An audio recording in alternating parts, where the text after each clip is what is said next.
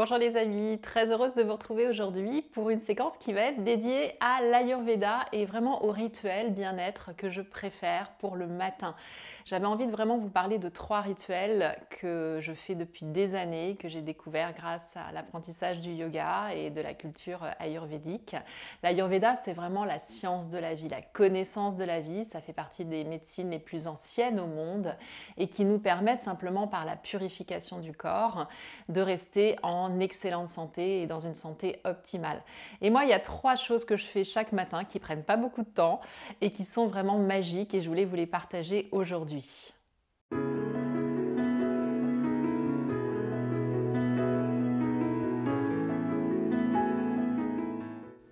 Le premier rituel, c'est un nettoyage de langue.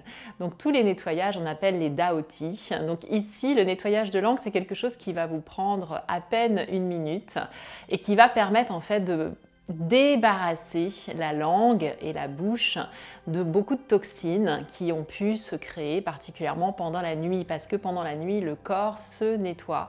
Et donc le matin, c'est fréquemment le cas, vous observez votre langue et vous avez un peu de résidus blancs, parfois même jaunes. Et quand vous faites des détox aussi, des jeûnes, parfois la langue est très chargée justement. Elle est vraiment le reflet de toutes les impuretés. Donc la meilleure chose à faire dès qu'on se lève, c'est d'aller dans la salle de bain et d'aller se gratter la langue. Alors non pas avec une brosse à dents, on me demande souvent est-ce que je peux le faire avec une brosse à dents. Non, c'est pas une très bonne idée parce que cette brosse à dents, elle sert au nettoyage des dents, qui fait aussi bien sûr partie des rituels du matin, mais on utilise un autre instrument donc qu'on appelle le gratte-langue, comme ceci. Et ce gratte-langue, en fait, vous allez donc vraiment le nettoyer chaque jour de manière à pouvoir ensuite enlever ce petit résidu blanchâtre de la langue. Donc comment on fait? On tire la langue et on va passer en fait au milieu, sur les côtés, de chaque côté, plusieurs fois, sans insister non plus lourdement. Il suffit de faire 2-3 passages. Vous n'allez pas jusqu'à vous faire saigner la langue. Et là, vous allez voir que vous avez ensuite un petit résidu qui reste au niveau de l'arc. Et ça, vous, bien sûr, vous le rincez, vous pouvez désinfecter pour le jour suivant. Donc comme ceci, je tire la langue et je racle bien de chaque côté. Donc je vais bien jusqu'au bout de la langue et j'essaye vraiment de nettoyer, nettoyer, nettoyer. Donc ça prend 30 secondes, c'est à côté de votre brosse à dents. Ça, c'est franchement le rituel le plus simple et je pense qu'une fois qu'on l'a adopté, on le garde pour la vie entière.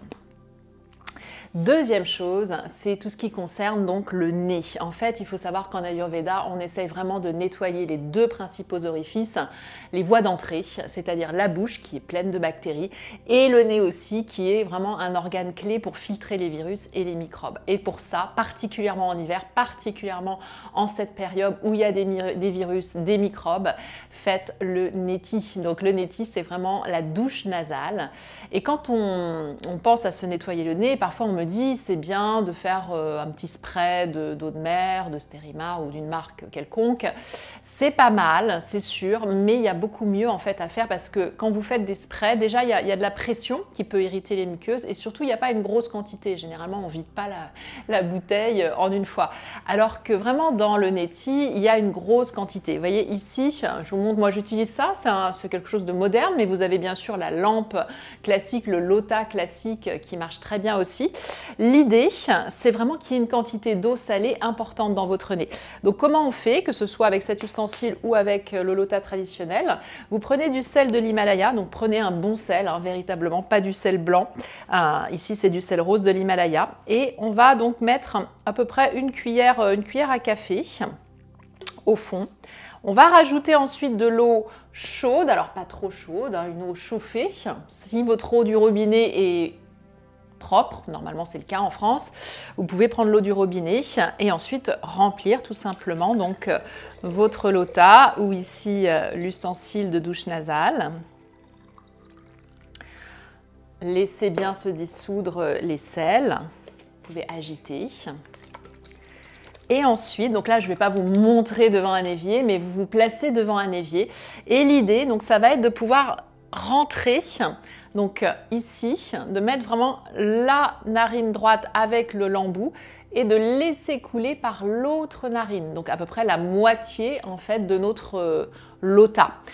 Donc vraiment vous laissez couler, tranquillement. Vous faites la même chose de l'autre côté, donc vous penchez la tête et vous laissez couler. Donc c'est une grande quantité d'eau qui va rentrer en fait dans vos sinus, aussi bien les sinus ici, les sinus du haut.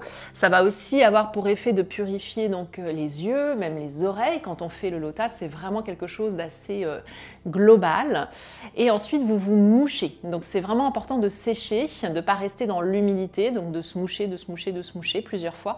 Ensuite, si vous pratiquez, souvent vous verrez que moi ça m'arrive quand ensuite on se retrouve en chien tête en bas, la posture inversée, on a encore, même après une demi-heure, des choses qui sortent. Donc mouchez-vous encore pendant un certain temps.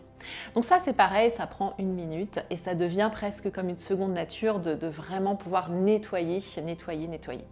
L'autre chose que moi je fais, alors évidemment il y a beaucoup de rituels, là j'en ai choisi 3 aujourd'hui, c'est vraiment tout ce qui concerne la douche, le nettoyage de la peau et l'hydratation de la peau. Donc sachez qu'en Ayurveda, en fait on s'huile avant de rentrer dans la douche. Donc, il y a 3 étapes. Pour moi, il y a d'abord le fait de pouvoir exfolier, de pouvoir nettoyer et dynamiser la peau, donc avec une brosse.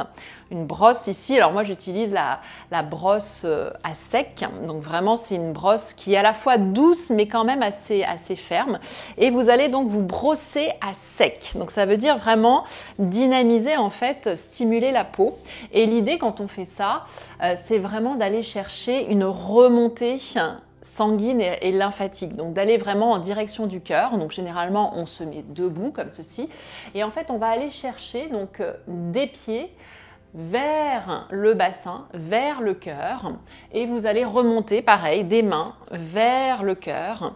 Vous allez insister particulièrement sur les zones ganglionnaires, c'est-à-dire le cou ici au niveau du pli des aines, et ça peut durer à peu près 2 minutes. Ce brossage à sec, c'est vraiment quelque chose de magique, ça va chauffer véritablement et ça va booster en fait la circulation lymphatique qui n'a pas de pompe comme la circulation sanguine. Donc ça va permettre de faire à nouveau un travail de nettoyage et ça va vous donner beaucoup d'énergie. Moi, si je le fais pas chaque matin, je me sens molle, et donc c'est vraiment important, je trouve, de commencer sa journée avec justement ces petits outils qui nous dynamisent. Ensuite, c'est le moment donc de s'huiler. Alors moi j'aime bien l'huile de sésame parce que je suis d'un tempérament Vata en Ayurveda. Vata c'est l'air, c'est des personnes qui sont assez cérébrales et donc qui ont besoin d'ancrage. Donc l'huile de sésame est une huile réchauffante. Si vous êtes plutôt Kapha, ce seront des huiles froides comme l'huile de coco. Si vous êtes Pitta, l'huile de sésame aussi ça va. Vous pouvez utiliser aussi une huile un peu plus froide si c'est l'été. En tout cas, cette huile, vous allez l'utiliser donc neutre ou additionner de quelques huiles essentielles.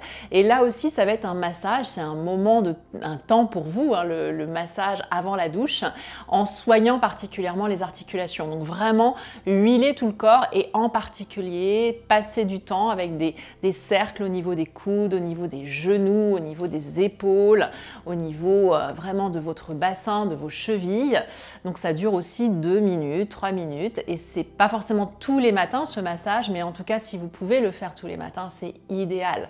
Et ensuite on prend sa douche. Donc oui, le massage avant la douche, parce que la peau va absorber vraiment les nutriments essentiels de l'huile végétale. Et ensuite, donc quand on prend sa douche, généralement, on va surtout en fait nettoyer les zones sensibles, c'est-à-dire les aisselles, les parties sexuelles, les pieds, éventuellement la tête si vous vous lavez les cheveux. Et là, moi je commence toujours par du chaud et je finis par une douche froide. Donc oui, ne criez pas, la douche froide, même en hiver, c'est possible. Je le répète souvent lors des stages et lors des ateliers.